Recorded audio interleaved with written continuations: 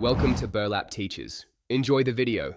You start by warming the Radeon 150 engine for 5 to 10 minutes so components sit at operating temperature.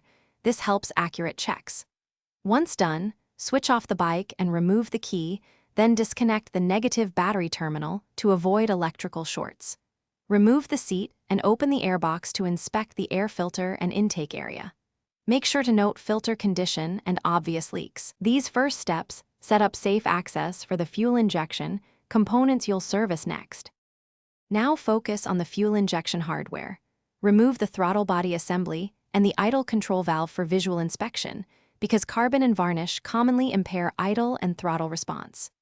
Use throttle body cleaner and a soft brush to remove deposits. Make sure you avoid excess liquid on sensors and connectors. Next, inspect fuel lines and the inline fuel filter for debris or soft spots, and briefly activate the pump to watch injector spray pattern. Good spray is a fine, even cone. Reassemble everything carefully, reconnect the negative battery terminal, and start the bike so the ECU can relearn idle and fuel trims. If idle is rough, let it cycle through warm-up once more. For a fresh baseline, you can reset the ECU by disconnecting the battery for 30 seconds, then reconnecting and starting. If performance issues persist, read fault codes with a reader or check basic engine health. Compression test, injector bench test, and fuel pressure. These diagnostics pinpoint whether cleaning solved it or deeper repair is required.